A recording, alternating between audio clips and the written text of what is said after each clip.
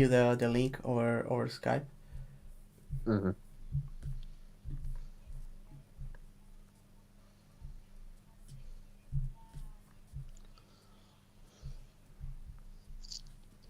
Okay, I have the link, so let's just share it on Twitter, and we can Okay. begin talking. We should be live right now.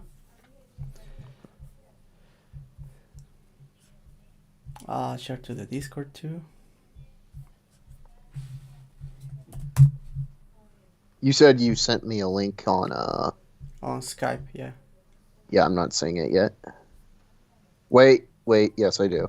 Okay, I was a bit worried because it says that it was sent already. So. Okay, hang on. Oh, it's putting me not on Chrome, and that is not okay. Hang on. Oh yeah, One sec, I'll be hey when it does that, right? Yeah, one sec, I'll be right there.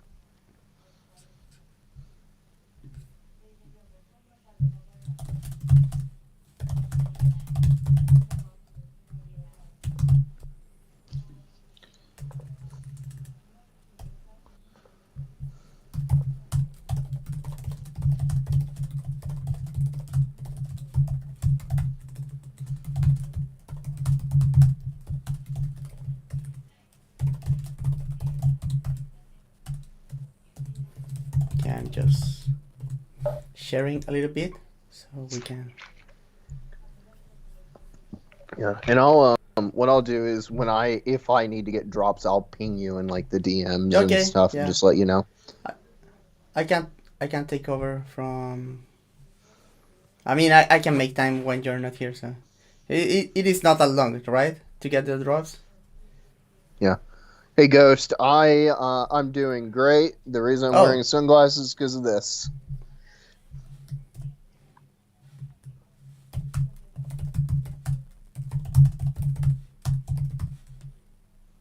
Okay. Let me check the chat. Hey Ghost, as always with the close share. Thank you so much. We're here with Dan. Let's begin. I mean, yeah, let's just let's talk about stuff. Hello everyone. As you know, I'm Feño from the fight side. I'm joined by my dear friend Dan Albert, who's recovering from surgery, as most of you, I'm sure, are aware. Yeah, I'm not cool enough to pull all this sunglasses look off. It's just because the light is very bright on the side. And I figure that's the better look of me squinting this the whole time. But, you know, it went very, very well, and I'm got nothing but positivity to say at this point. Just thankfully I can still read, I think. Just gotta do the Monty Python look. Okay, so we'll be talking mainly, or firstly, I guess, about UFC 311. So hey Jimmy Kudo, what's up? So as you know, UFC 311 was a pay-per-view. It is not UFC 308, which is what I have on the screen. I just realized that was the last time that me and Dan talked about something together. Let's just pretend it says UFC 311 there, right? And we had a main event that was weird and was short, so let's get that one out of the way. Islam Makhachev was supposed to fight Arman Tsarukyan in one of the most compelling fights in the sport, and Tsarukyan hurt his back, according to some people, because he was cutting weight. And we had a last-minute replacement, Renato Moicano. What were your thoughts about Moicano's performance in this fight? So I think Moicano he kind of went for it a little bit in that he had some good ideas for like how you deal with Islam. Like you get in Islam's face from the get-go, you try to draw longer exchanges out because Islam does like kind of neutral exchanges. He does have discomfort if the exchanges go a little bit longer. The other thing is a lot of the Nurmagomedov Makhachev like camp, they really excel in like transitions, and Moicano's left hook kind of shut it down a little bit for Makhachev on the feet. but he was also pressing Makhachev back. So I think Moicano had some good ideas. It's just he couldn't get a whole lot done. And the one thing most people thought he got done was a slip. Anyways, and then Makhachev took him down and just it was basically over from there. So Yeah, I think Moicano showed some good ideas. He went for it with the best he had, but he's just not that guy, unfortunately. And it was only less than 24 hours notice. You can't hold it too much against him. Yeah, to be fair, like this shouldn't be too off of what a full camp Moicano should look like because he was prepping for in a big picture similar opponent in Benil Dariush, right? Another southpaw who is also good at both striking and grappling and transitions.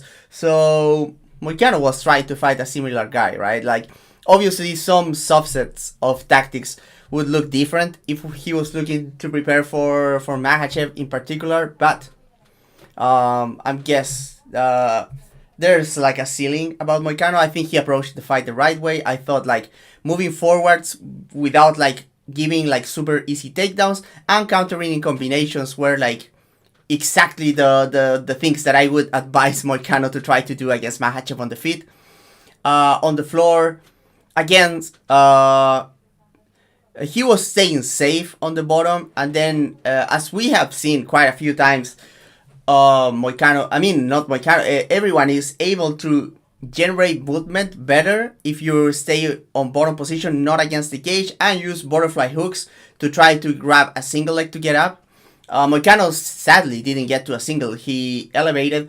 He put on an initial from half guard first, and then went with the butterflies from bottom. Elevated Islam. Tried to wrestle up, and it was then when Makhachev caught the darts. And the grappling is surprising, right? Because it was like the thing that made the fight kind of interesting to me was like I was like Moicano is probably going to be able to survive a little bit of the grappling, and I was wrong about that. Yeah, Makhachev with a very interesting darts technique, right? Because he doesn't go for the overhook side first. If you look, he grabbed with what it was his left side, next to the neck, and then he went with the overhook, what Jack Zach has been calling a short arm dart stroke. So very interesting, and Makhachev becomes the first fighter in UFC history to defend his title back to back with dart strokes. So yeah, it's interesting that like Makhachev is a really good fighter, but the title defenses haven't been the best. Even though Volkanovski and Poirier, I think you and I can vouch for him, but it's not really his fault under the circumstances. Yeah, I mean it's all weird. Go ahead. It feels like they should have just delayed the Sarukian fight a bit, because my guess is they're going to make Charles 2 next, but it's the UFC. Who knows what they're going to do? Yeah, it's weird. Dana White already said that he's not rebooking the Sarukian fight, which I feel is like a tragedy. They're probably doing Sarukian fight Oliveira again, which is like insanely unfair. But yeah, I mean, the Islam Makhachev is weird because it's like I don't know, man. The context, right? From the fights. For example, like Poirier, it's weird because if you look at the time that he fought Poirier, you can say like, oh, Poirier did not deserve the title fight, right?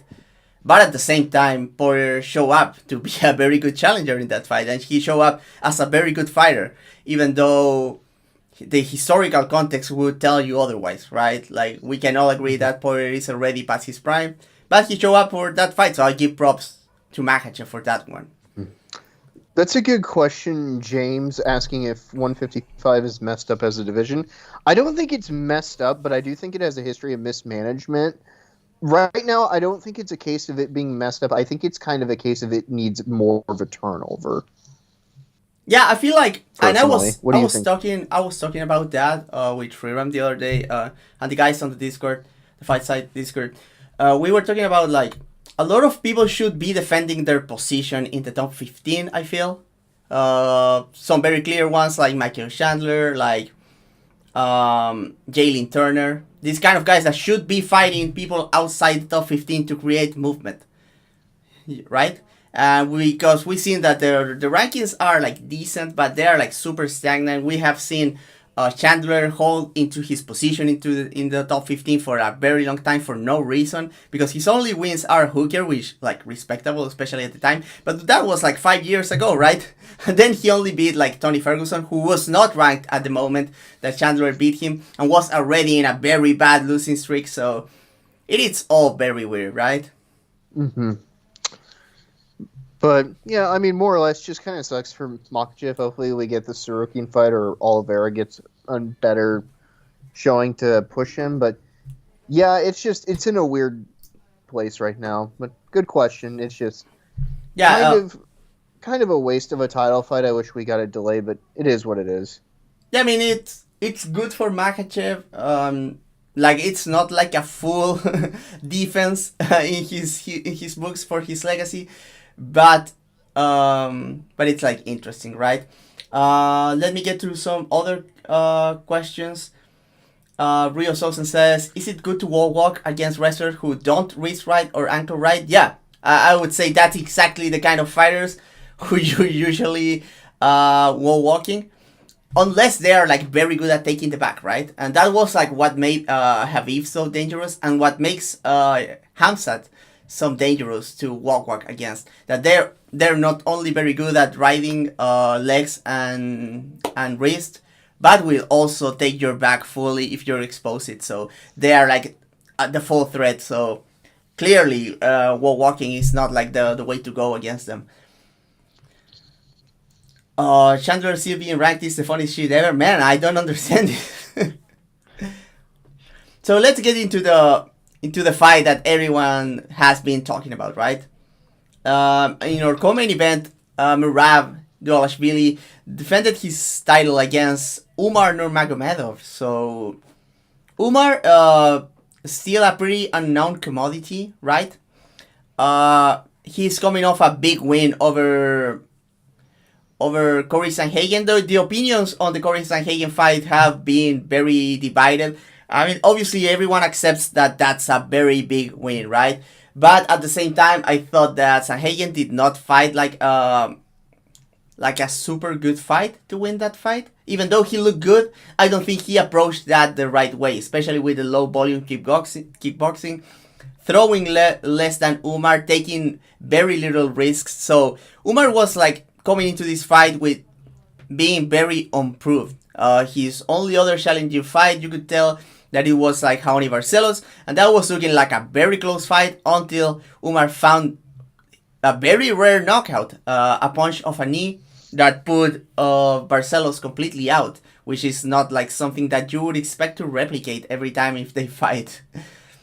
And against him we have Merab, coming off his win over Sean O'Malley, for which he was widely celebrated, but I don't think he looked actually great in that fight.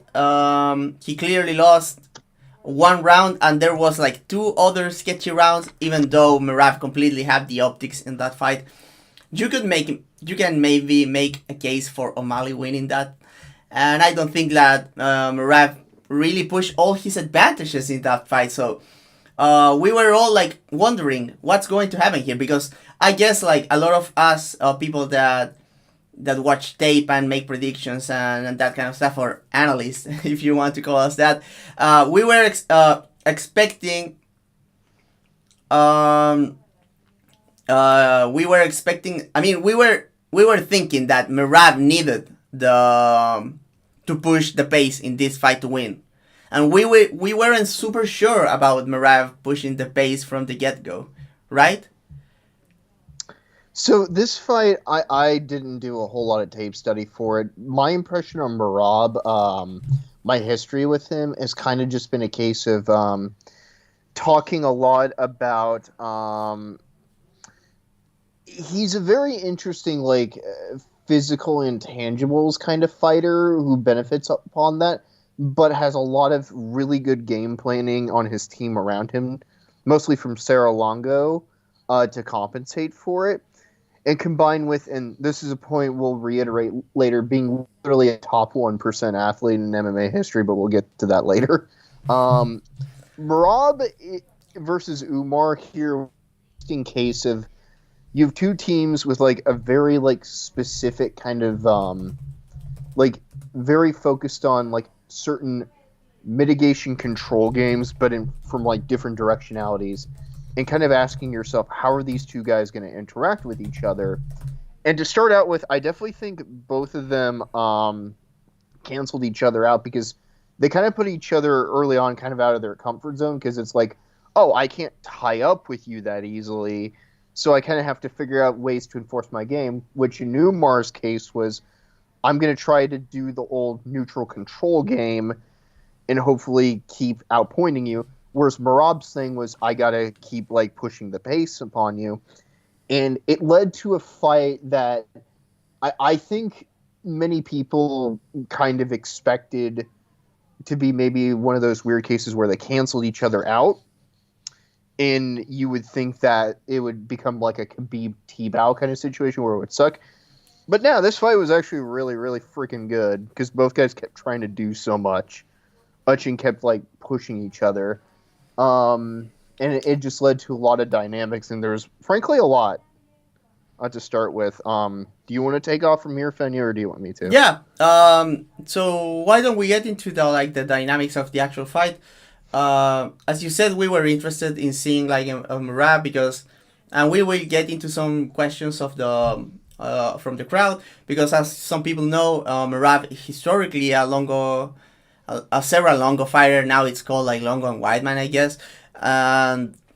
But he also has been spending a lot of time with John Wood in Syndicate MMA, and as James Kendrick is pointing out in his question, is that very different approaches, right? And I feel like a lot of this, like Merab, like fighting on the outside, circling, trying to burst into range, that's a lot of like John Wood influence, and it's kind of weird. I feel like Merab at times was getting like mixed signals from Longo and Wood, because Longo was like, especially, and I praise Longo for this, when he realized that Umar was tired, Longo was immediately on his ass. He's tired, go for it, hit his body, and all his kind of Longo stuff. And but Young Wood was a little bit more like calm, and he was like, and so Merab tried to listen to both, and I guess like even though Merab did like great adjustments during the fight, especially like very big picture stuff, but I think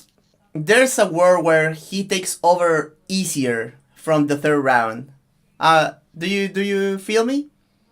Yeah, so I think I'm not as knowledgeable about Wood's cases than you are, but I did notice a bit of that same conflict as Merab went on. It manifested, I think, the most round, which was kind of up in the air until Merab hurt him. Where I think this fight kind of went on, where it was really, really decided for Merab, was like, so the big thing about Umar Nurmagomedov is you have a guy who is very one big thing I want to bring up about Umar is, I don't know about you, but that dude's lead leg is incredibly dexterous. Yeah, that's like a very good crazy tool. Dexterity. Yeah, and it's not just that it's like he has a lot of dexterity with it. He's excellent at pairing it with his weapons. So like Umar doesn't have like a great lead rear hand because he kind of throws himself off balance with it. But when he uses that rear hand as like a follow-up tool in like the 1-2, or like as a setup for like a step-in knee or like kick, it's very, very good. So Umar is very, very good at controlling distance with that when he's able to. Where Umar has problems is two phases. Well, he does have like solid fundamentals with his pivots and side steps. He's not good at pairing it with like his punches and strikes. So when exchanges started getting like a little longer, or Merab started mixing up his threats, and I'll talk about a little bit of that in a second, Umar kind of defaulted to the I need to get you the fuck off me, and he just lost his composure a lot in those exchanges. But then that just kind of encouraged Merab to get in his face more, and it especially became a problem because it's like, oh, you're going to stand there more. I can just keep punching your chest or the body, and I can keep wearing you down, or keep drawing you into the like level changes to the point that like Khabib in the corner is telling Umar to stop reacting to those level changes. That's what he's going for Yeah. consistently.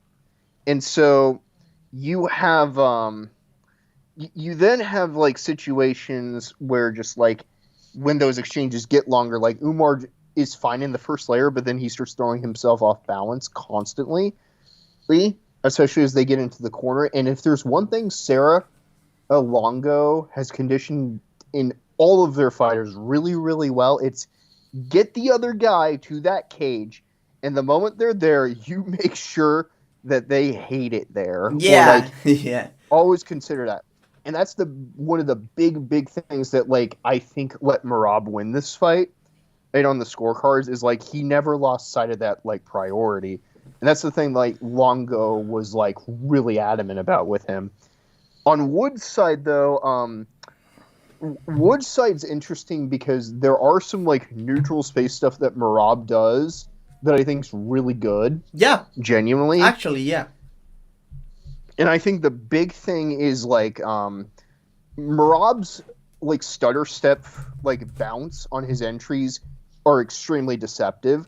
Like people can point to the right hand interplay into those takedowns, but a lot of that worked because of those stutter step fakes. Yeah, like, I wanted constantly. Yeah, I wanted to talk about that because so I'm working on a little video that I put on Patreon because obviously the pay-per-view just happened. I cannot put on that on YouTube or Twitter, but yeah, I was analyzing a little bit the tactics used here, and to me it was clear that Umar came with a little with a very good tool set of tactics to use against Merab.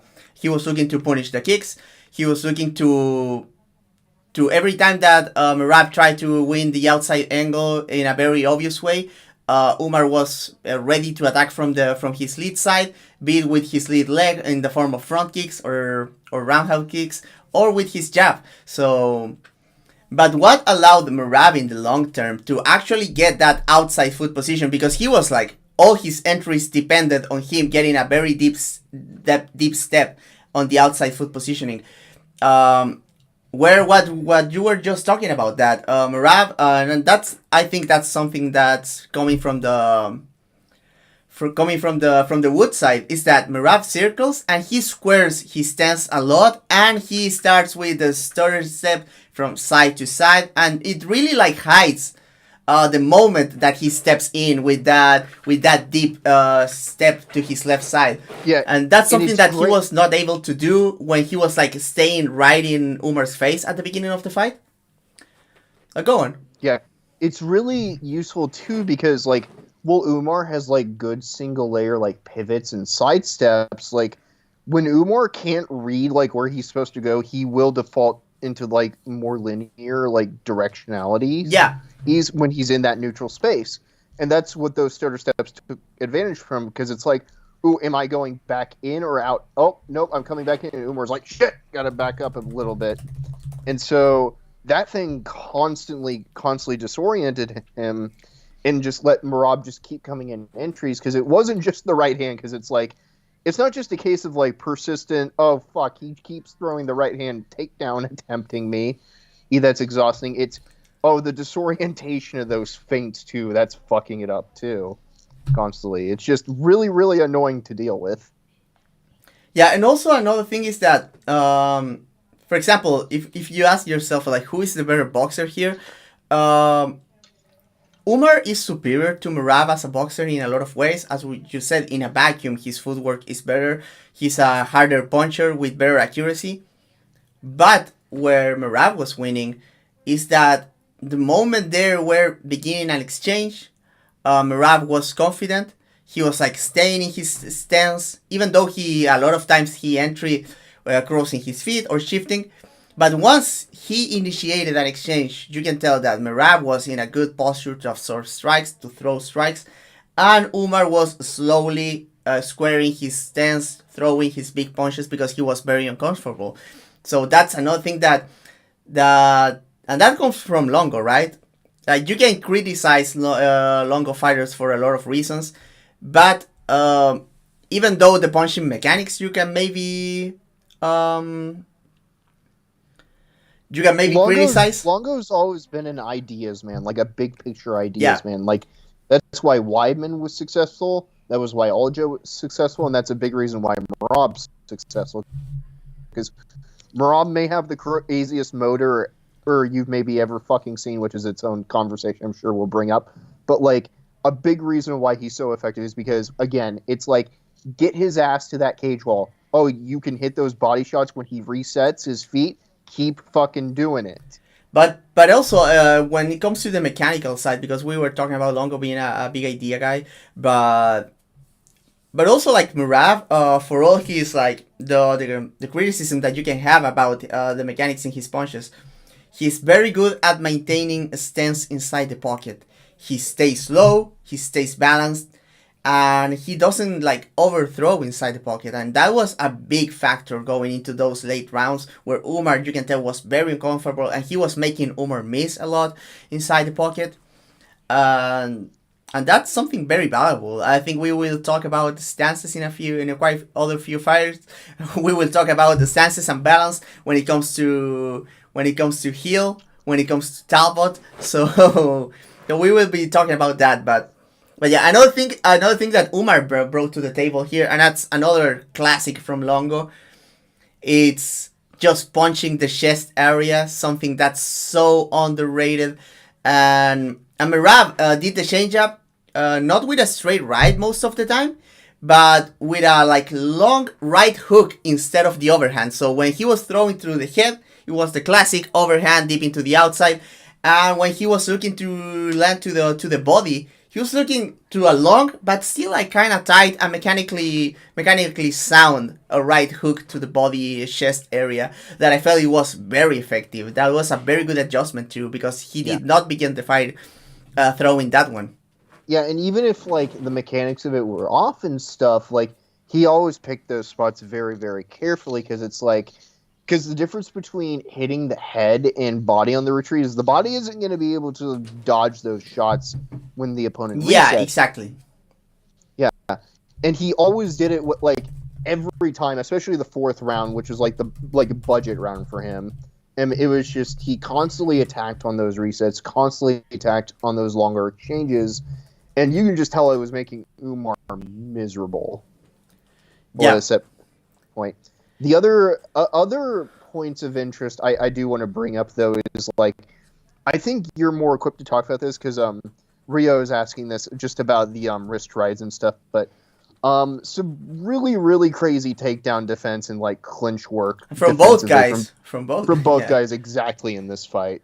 It's pretty ridiculous because Merab, we were having a conversation in Discord about this, but like part of the insane thing about Merab's conditioning is people underestimate just how much effort it is to shoot like 20 takedowns continuously. Yeah. It's also going to be super exhausting to defend that. And in the fact that Umar was doing that good of a job consistently until he wasn't, that Merab just was like, fuck it, I'm just going to like dump you instead. It says a lot about how tough he is to take down. Yeah, in fact, the conditioning from Umar was very good. It was just that Merab finally like used his insane cardio to his advantage, something that he hasn't done quite as effectively since the Pierre Yan fight. But go on that topic. One thing I want to bring up about Merab, because I mentioned this earlier, and I admit everyone's going to emphasize Merab's like conditioning being insane. That's not the only thing that's crazy about him, really. The crazy part is he's obviously just a ridiculous physical hoss too. Yeah, for sure. To just like randomly dump a guy, like he was against Umar, even out of posture in a takedown, is just, and to keep doing that consistently without being tired, that is probably one of the most physically things I've ever seen in the sport. I mean, to be fair, like the dump single for Merab has very good mechanics. He has good footwork. He does all the right things, but you still need to muscle that one because he's doing it against a very competent wrestler, as we saw in the fight, and also the cardio too, right? He was not in position anymore to defend those as effectively.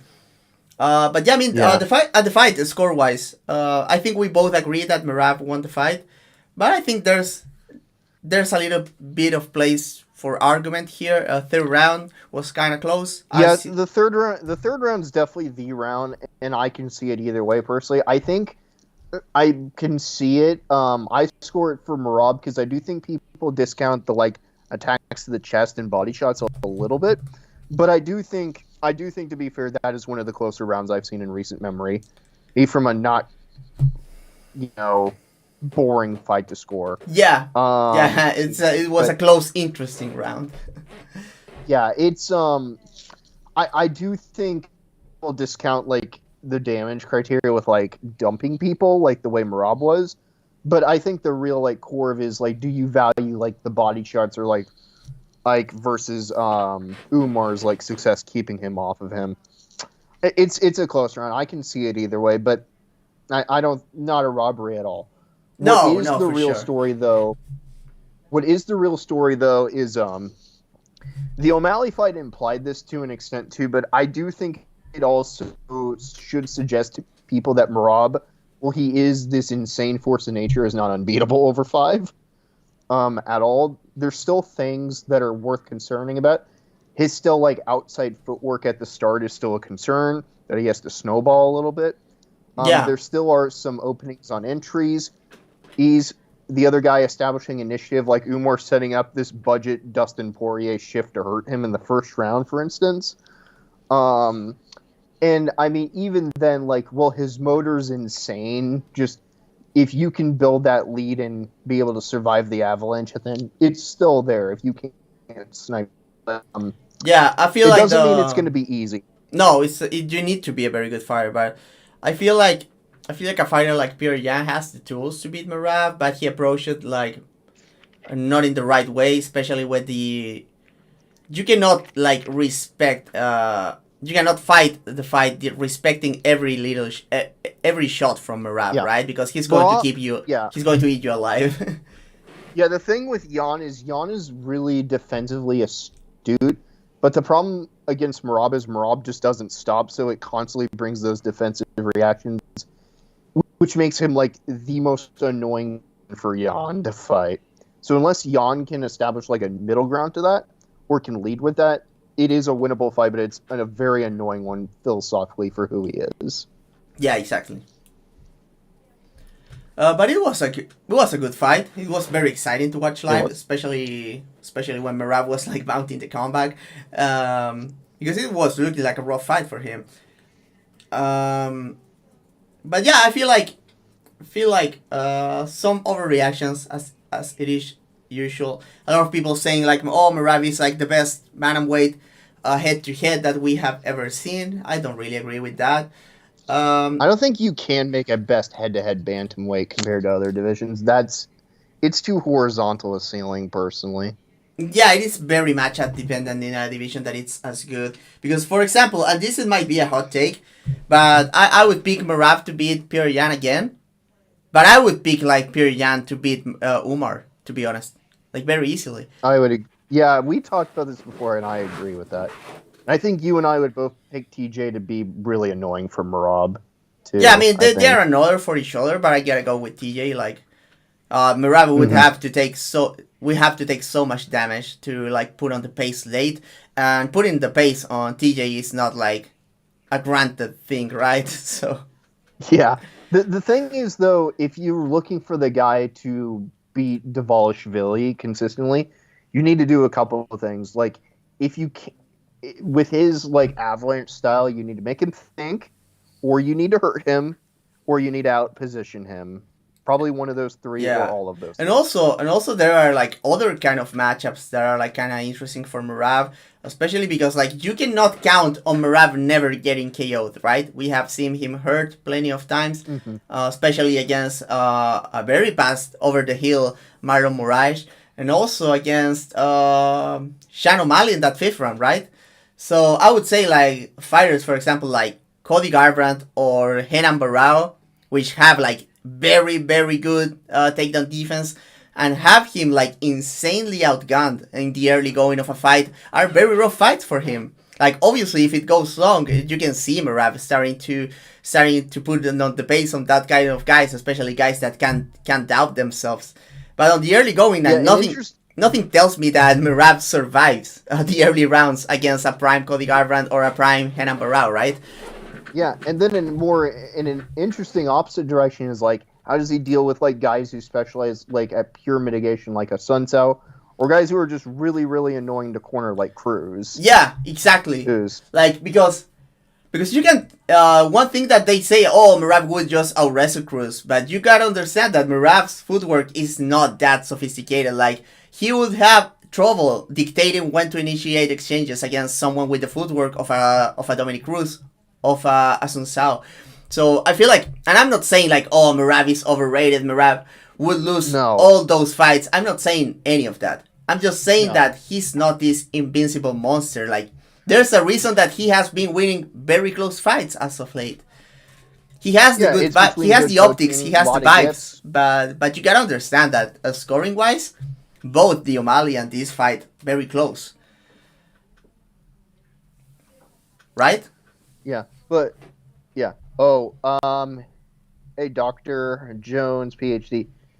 Yeah, it's funny because Feño and I are both not fans of Merab, and both of us were rooting for him halfway through that. Yeah, That he completely won me over during that fight. I'm probably not rooting for Merab against everyone because there's a lot of fighters that I like way more, but he did his stuff in that fight. I gotta. Yeah, it's like come on, we're haters, but that fight's too much fun to hate. Yeah. To be honest, let's be real.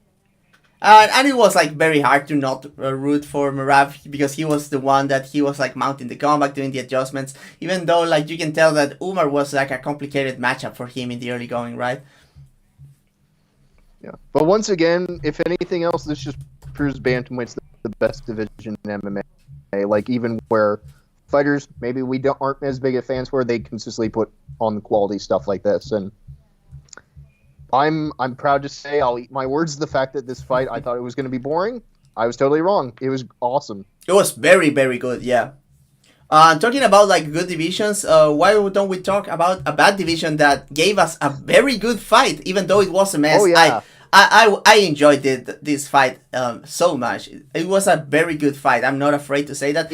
I'm not even like going to. Crash. Yeah, I'm not even. It was a good. I'm not even going into crash. Like cope mode and saying like, oh, this was good for like heavyweight. No, this was a straight up fire in my opinion. Like, Jiri Prohaska and Jamal Hill put on a banger. And what were your thoughts on this fight? I mean, I'm jumping ahead, but basically what this fight basically came down to was footwork and durability. But yeah, it was definitely like the best kind of car crash because like when these two collided, they were both having to take some huge punches, and neither of these guys historically are gentle punchers. As for the fight itself, like it definitely would have more like twists and turns than you would expect because Jiri's always really weird to me because I think a few years ago I kind of called him extremely budget Tony Ferguson. Oh yeah, without a lot of the things that made Ferguson like super elite, like an active jab and front kick game. But like here you could see Jiri had good ideas.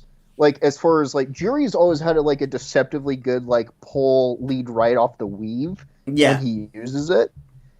But here like he had a very good like hand fighting approach to mitigate Hill at distance. And whenever he threw that front kick, like it constantly worked. I'm like, finally, I've been waiting years for him to do that.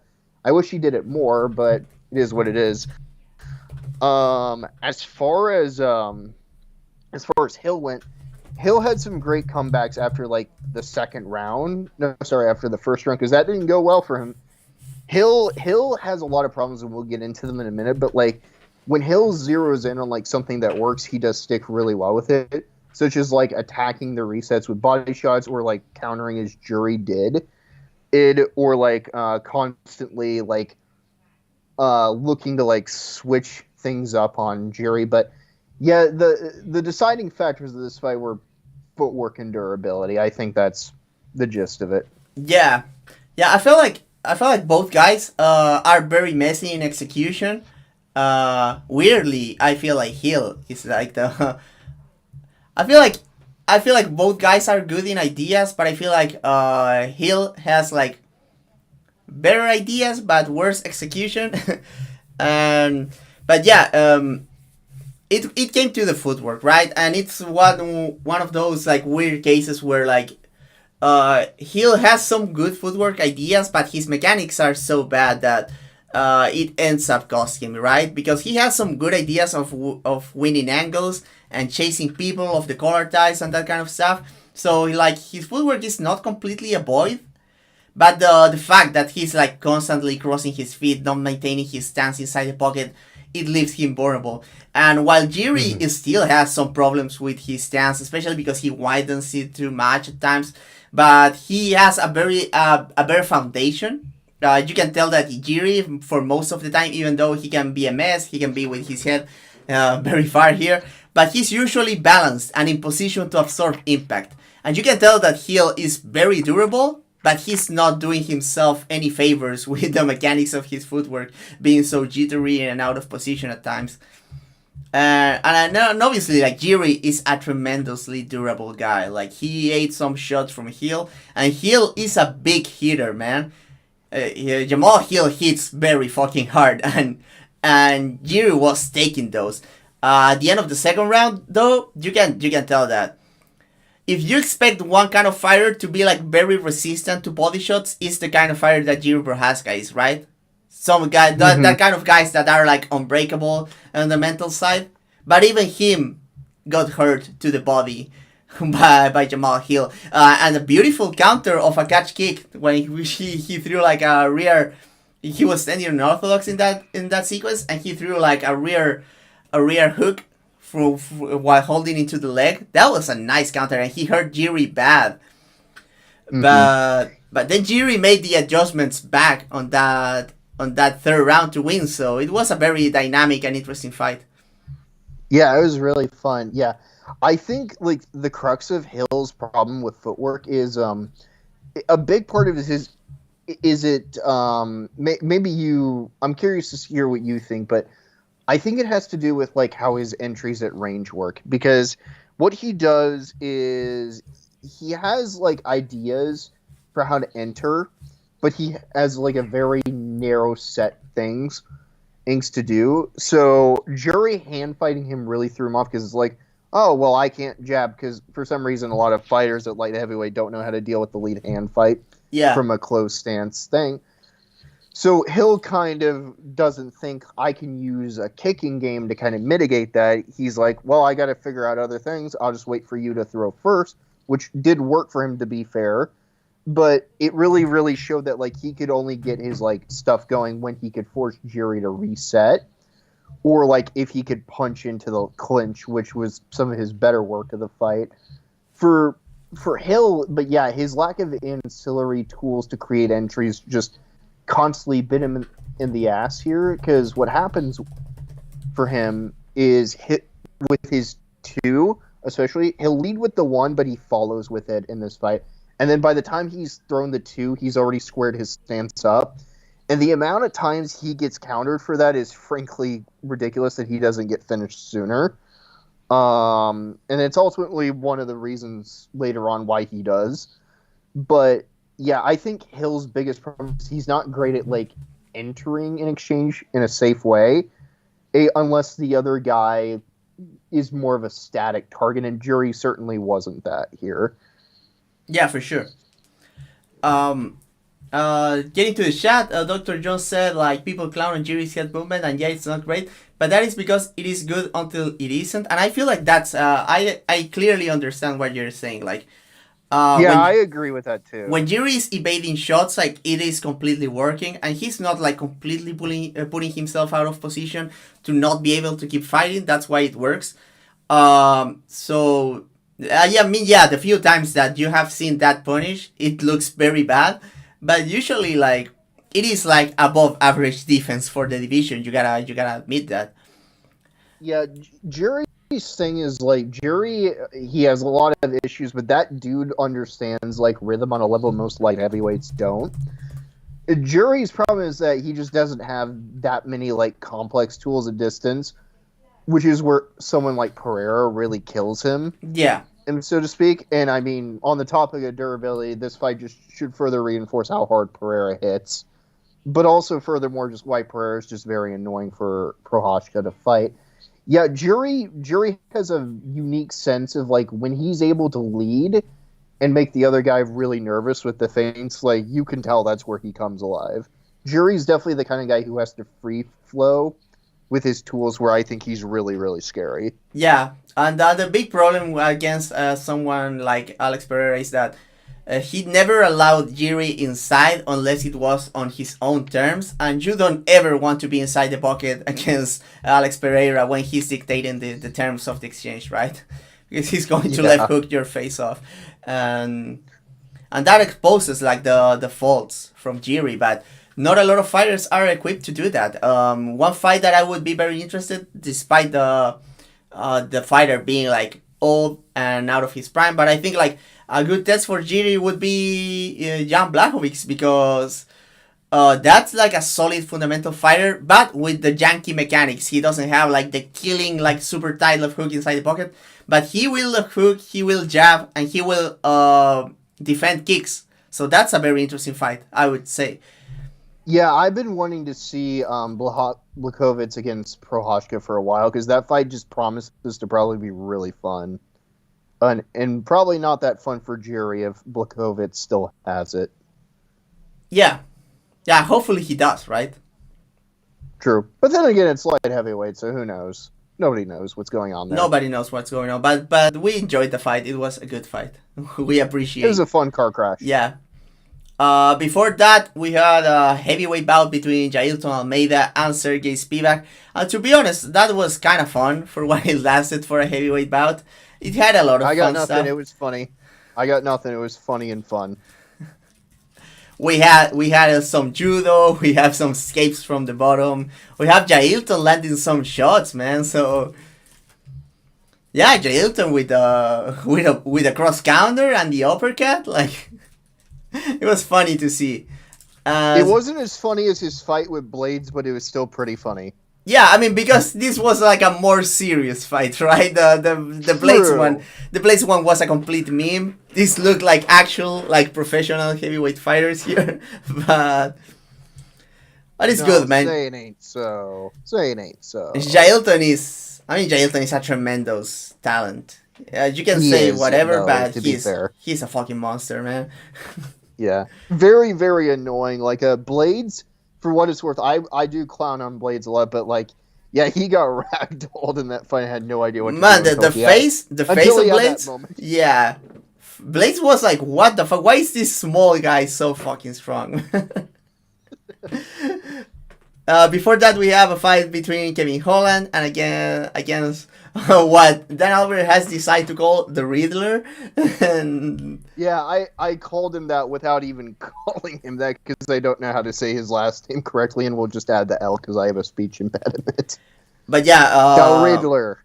Yeah, the Riddler was like way bigger than Kevin Holland and just took him down and catch the rear naked choke. And big fucking grapplers keep being a problem for Kevin Holland, so you wonder what is he doing? What is he doing up in middleweight, right?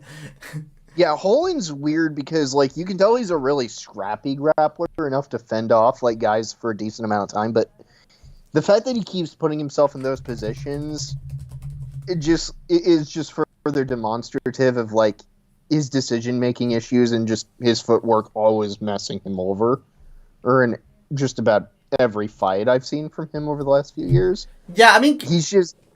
Yeah, go ahead. He's just weird. He's obviously scrappy, but he's just a guy who just has constant, like, little decision and, like, fundamental issues that just constantly bite him. Yeah, I've always feel because, like, Holland is disjointed in the sense that at range he has a few tools, but he always ends up crashing into the clinch, and inside the pocket he's okay. Like, he has good boxing, he has surprisingly tight hooks, he can hide behind his shoulders well, but the problem is that he ends up in the clinch against like big strong wrestlers, and he doesn't have like great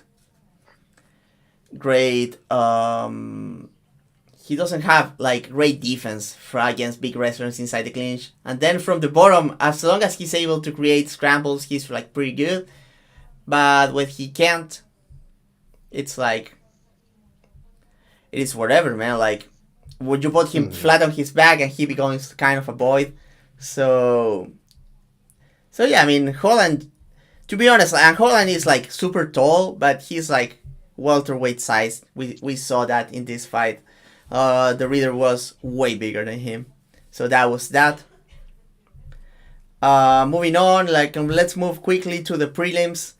The featured bout from the prelims was Peyton Talbot against Raoni Barcelos. I had zero faith on Old Man Raoni to get it done, but he showed up with the wrestling shoes and he put on a clinic. Do you have any thoughts on this one? I do. So Talbot has, I think the best thing to read, if you haven't already, is our mutual friend Ryan Wagner, aka the world's only true fan of basically wrote a very good article about tall fighter stances that I think puts the best case for what went wrong for Talbot here, as far as stances. But to give the short version of it, Talbot is a guy who has an excellent eye for kill shots, and he's very, very dangerous. The problem for Talbot, for me in this fight, is that he basically stays on Barcelos constantly, and it's most prevalent as the fight goes on, to the point that he doesn't really take his time for setting up things. He just looks for the moment. And because of that, Barcelos can keep building those reactions with the takedown threats, or just literally have moments where Talbot will just randomly walk right into a body lock. Yeah, and to be fair, Barcelos needed to show up with a pretty decent gas tank on this one. And it was the mixture of the chain wrestling and the top position that allowed him to win this fight. Because you can tell that Talbot at moments was able to generate movement from his back. He was able to get back up a few times. And if Raoni got tired first, he could have a bad night on that third round. But for Barcelos' credit, he showed up in very good shape to win this one. Yeah, the third round, he still had to walk through a couple of moments where Talbot came alive. It's just, this is definitely a fight where Talbot's inexperience kind of bit him here, but he's still obviously pretty dangerous as a talent so far. He's still good in my book, and I feel like his ceiling is still very high. But it was great. Yeah, even an old Barcelos has kind of been one of the low-key dark horses of this division for the last few years anyways. Yeah, for sure. Yeah, he's not going to, get to the top of the division, but he's still pretty good. Yeah. It's a small window of how good he was during his prime. Mm-hmm. Before that, Zachary Ruiz fought Azamat Bekoyev, who came as the LFA middleweight champion. Ruiz, again, showing up that he's only a first-round dynamic finisher and exposing himself because he has quite a few submissions, but from his back, he looks kind of lost here. Just looking for armbars that were not there, and then he got finished by ground pound. Moving on, we had Bogdan Guskov against another LFA and PFL alum in Billy Elikana. Guskov just hurting him with the body shots at the end and finding guillotine. Guskov is fun. I call him a lot like a budget Jiri Prohaska because he fights a lot with the hands down and he has a very good eye for landing weird shots, so he's fun to watch. Grant Dawson and Diego Ferreira had a scrappy wrestle heavy fight. Did you watch that one, Dan? I did. This was the last one I was able to catch. So I think Dawson, you can tell Dawson's still really uncomfortable on the feet in a lot of ways, especially when Ferreira kind of got in his face a bit. And Dawson's always had trouble if he's drawn into counters or the other guy is aggressive. But he really navigated it well with a lot of wrist right control against Ferreira, which even a 40-year-old Ferreira is really difficult to keep down, and Dawson did a pretty good job navigating that, I'd say. Yeah, and especially... That's about the extent to which I could say. Yeah, and also because, Dawson, you can tell that he kind of freezes at time inside the pocket, but he always had the option to just drop levels, and he has, tremendous takedowns, so... and he's a big dude for 155, I don't understand how Dawson used to make 145, that's crazy. But yeah, I mean, cool stuff by Dawson, man. A hard earned win because like Ferreira fought for that one, and Dawson just one step ahead. And to be honest, like you gotta understand, like this is a Diego Ferreira that is older, but I feel like Dawson, even though he didn't get the finish, he had an easier time in this fight than both Gamrot and Gregor Gillespie did against Diego Ferreira. Yeah. I mean, yeah, people forget those fights, but Ferreira really puts those guys through the ringer, especially like Gillespie a few years ago. He was beating Gillespie's ass on that first round, man. Yeah, that Gillespie-Ferreira fight is like low-key one of the crazier ones. I think people have forgotten about the last few years. Yeah, and that rematch between Diego Ferreira and Dariush was really good. That's a very good fight. Yeah, Ferreira has been in so many bangers, man. If you haven't seen many fights from Carlos Diego Ferreira, get into that, man, because he's such an underrated action fighter and a guy that can do it all, man. Before that, we had the early prelims, Caro Hosa against Eileen Perez. Eileen Perez getting a few takedowns. Caro Hosa doing damage with the leg kick. So exactly what you would expect between a fight between these two. I did not agree with the decision, but I understand that Eileen Perez got the optics with the takedowns. Rinja Nakamura got his first loss in his career against Muin Gafurov, who I feel he's one of the most improved fighters in the roster. Gafurov, I felt like he was like pretty mid coming into the UFC.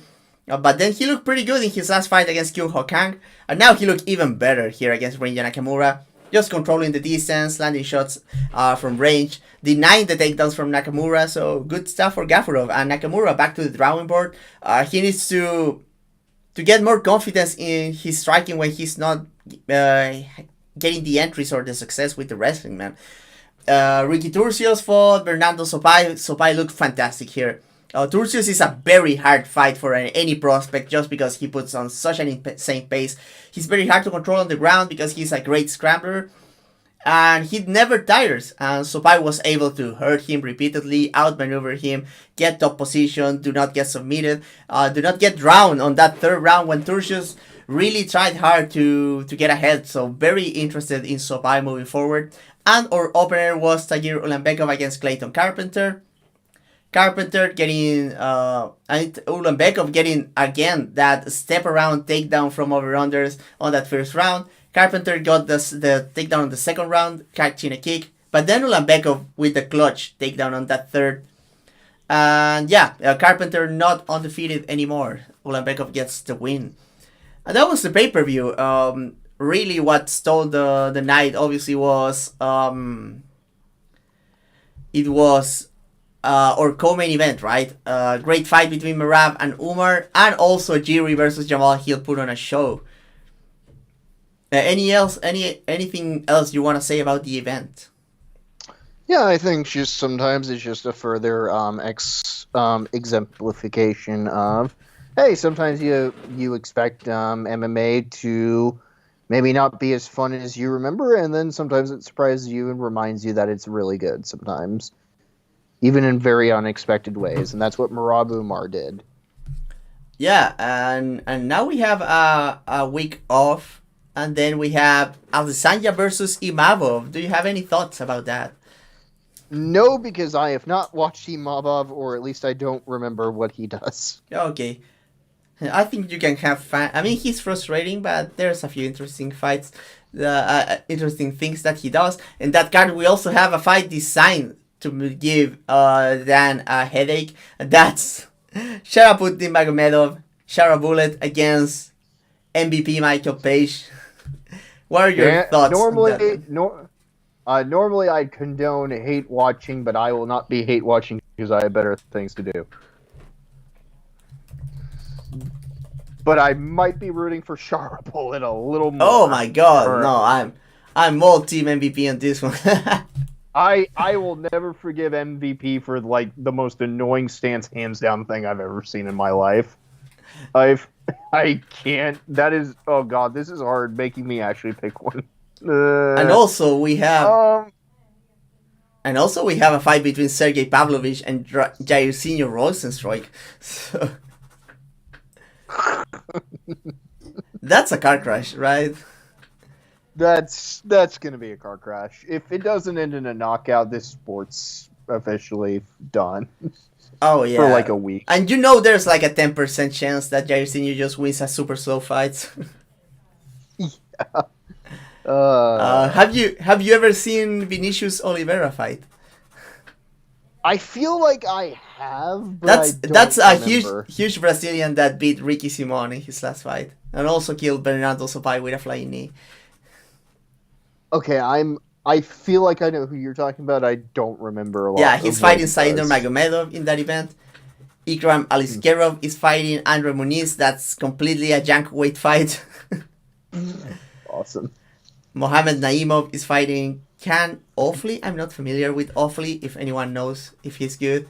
We have a heavyweight fight between Shamil Gassiev and Thomas Peterson that everyone is going to hate. And your boy Terrence McKinney is my fighting. boy Terrence McKinney is fighting Damir Hadzovic. And Hadzovic, like, it's lately only known as the guy that Moicano got mad at because he submitted too fast. So we have an actual good fight at lightweight between Fares Siam and Mike Davis. So if anyone is that's like, fun. yeah, that's very interesting, right? And that's the event, really. We have another few fights, but nothing too of note. And after that, we have 312, which has 2 title fights. And after that, it falls off a cliff. Jesus Christ. I don't know. I think the cliff kind of starts at 312 though, because we get to see the title fight everybody wants to see again. Oh my god. And one of the best title fights ever. Man who functions at 1 gear ever versus guy with no functioning gears. Here's part 2. Dricus Du Plessis versus Sean Strickland. At least Weili Zhang against Tatiana Suarez is very compelling. At the very least. That's actually a really compelling fight. I'm down for that one. I'm not sure if it's going to be good, but it's very compelling. Yeah. How's the rest of this card look for you? Is Alexander Topuria Ilya's brother? Yeah, he is. Or am I crazy? No, he is, but I'm not sure if he's good or not. Hopefully he's good because we have Justin Taffa against a guy from Contender Series as like the fight before the co-main event. So this event is insane, man. Oh my god. What else is at least there is a fucking banger in the prelims. We have Jack Jenkins against Gabriel Santos. That's a tremendous fight. Not gonna lie about that one. What else is there? No, there's nothing in this, man. I see Borshev, but then I realize Borshev is no longer fun. Yeah, so Borshev is like very shaky right now, and Tom Nolan is like not all that good. Oh my god, yeah, this one is rough, man. Is Wong Kong that one woman who keeps dressing like the Joker makeup for every weigh-in? She's exactly that person, yes. I do not know anything else about her. She's fun to watch, actually. That's good. But I'll be the recipient of an insane knockout though, like on the Jan Fig card though. Yeah, she was on the wrong end on one of the biggest upsets of the year in that card. Yeah. Oh yeah, that's wild. Yeah. Okay, so that's the cards. I'll give you guys like 5 minutes to get some questions in the chat, or we're going to leave you guys. So if you have any questions regarding anything about MMA, go ahead, and me and Dan will try to give you a decent answer, or maybe not so decent.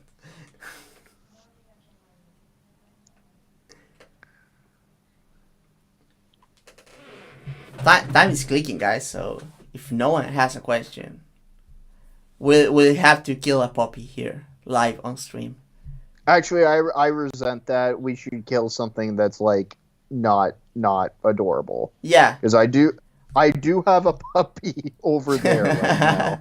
I love her. I love puppies so much. We're going to kill someone from Twitter that is always like posting some stupid shit like, it didn't even hurt him under a clip. We'll kill those kind of guys. You have been posting like cool boxing, old school boxing again, right? I was posting some Eric Morales hitting like straight rights to Manny Pacquiao's gut that actually That makes was him that was piss so blood. fun. Yeah, that was so fun to watch. Yeah. Did you know? Do you want to know how that fight ends? Do you know what he does in the 12th? No, So what he does is he decides to switch southpaw on purpose just to brawl with Pacquiao. and he gets killed, I guess. No, he still wins the decision, but everyone's like, Oh, "Why the fuck did you do that?" And he says in the post fight because everyone was cheering for it. It was fun. he did it for the people, man. Yeah. That's awesome, man. Oh, so apparently this is the anniversary of Dustin Poirier murdering Conor McGregor. Oh, that's fucking awesome. That's an Yeah, old timer moment for me, man. we should we should in that case make it a tradition to let Dustin do it every year. Personally, actually, actually, we might have to record like next week, maybe alternate commentary for that fight. What do you think yeah, about that? Would you be up for that? sure. Why? Yeah, I'm basically I'm trapped at my folks' place for another like 2 weeks for reasons Okay. so because we my current roommate's a shithead and I don't want okay, to so deal with him right now. we bring you the content, guys.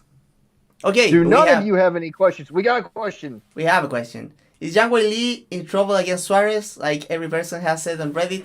I mean, it's not like black and white, but there's avenues for Suarez to win the fight. Like she's a very dominant wrestler. She's very big. She has good entries, and she's not like her tactics from Southpaw are not that bad. Like she has some very good ideas about kicking to manipulate the hand positioning and setting up her footwork to shoot takedowns. So I feel like it's not impossible. I'm still favoring. I'm rooting for Zhang Wei Li here. But what makes the fight very compelling is that Zhang Wei Li herself has been turning into such a strong wrestler, but she has been the one like being the hammer in those exchanges, and she might have to be the nail in a few ones against Suarez. So that makes it very interesting, right? I can't comment on the fight because I do not remember what Suarez does. So, what Feño said. Yeah, what I said, I was right all along. Yeah, But yeah, guys, why are more people using the Topuria weight transition game plan? I mean, I feel like it shouldn't be like a game plan. Should be more like a general part of mechanics or tactics that you use. But it's like I feel like that's something that comes more for boxing, and I feel like a lot of MMA fighters are still to catch up with a lot of like the more nuanced parts of boxing. Like that's why people get so mad when you mention pivots, right? yeah. I think there's also on the other side of the spectrum. You also have to point out that like saying like quote unquote boxing is the best base of like striking for something like mixed martial arts might be a bit of an issue. Yeah, Because like not a lot of guys are gonna be able to box as good as Ilya Taporia can, and Taporia is like a serious outlier for like being able to recognize like mechanics and all that. And a big reason why Taporia can do what he can is because his footwork's really, really damn good too. yeah, and also like yeah, his footwork is very well educated and his mechanics are very good. But on top of that, you gotta remember that the way something that allows Topuria to deal with like kickers and wrestlers and all that kind of stuff is that he's a fucking monster of an athlete, man. He's one of the Oh best my god, athletes in the yeah. whole sport. So it's not as simple as just like fight like Topuria and be successful. Like Yeah.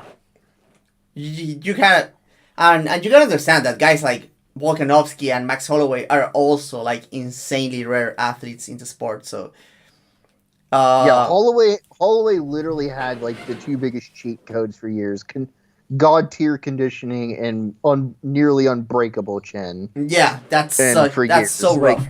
And and on top of that, like he was like an offensive dynamo too. So yeah, and an insane chin's like, by the way, the only insane thing Marab doesn't have, which is thank God for everyone and who wants to beat him. But Yeah, it's just, why doesn't someone do that? It's just, there's MMA is just a very one thing I've really learned. Like I said earlier in this recording or talk, that bantamweight's a very horizontal kind of ceiling for like fighters.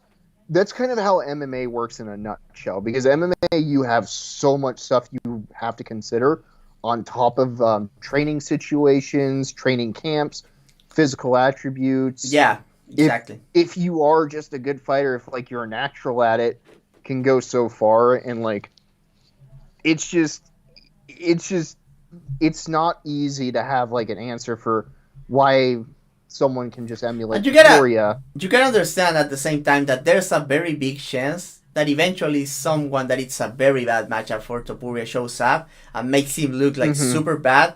That will not mean that he's a bad fighter at all. No, So you no, never be always be very careful when you think that you have found like a perfect fighter. I feel. yeah, yeah. There's been That's why there's been like multiple ceilings of MMA is how I would describe it, as opposed to just one. Because you have guys who are like ultra specialists, you have guys who are like rapid transitional specialists, you have offensive dynamos, you have defensive dynamos. It's been all over the place. For like, when you look at like the top like 10 guys, they're all very different from each other. Yeah, yeah, and that's what makes the sport so interesting to me. Like there's so Hmm. many options in so many ways that makes MMA like the most unpredictable combat sport in the world. But yeah, I mean, thank you everyone for tuning in. I think we'll leave it at that. We have a good chat, especially about Merab versus Umar. I hope you guys enjoyed it. Thank you so much, Dan, for joining me, especially in your condition. I hope you're holding on fine. Oh, thank you. And yeah, thank you everyone for tuning in. Remember that you can support the fight site on Patreon, link in the description. I'll be publishing the video about Merab versus Umar in the very near future. And you can find us on Twitter, links in the description. Mine is FenoXGuy and Dan is Typewriting DA. So go follow us if you don't already. Thank you so much, and I catch you guys on the next one. Bye. Okay.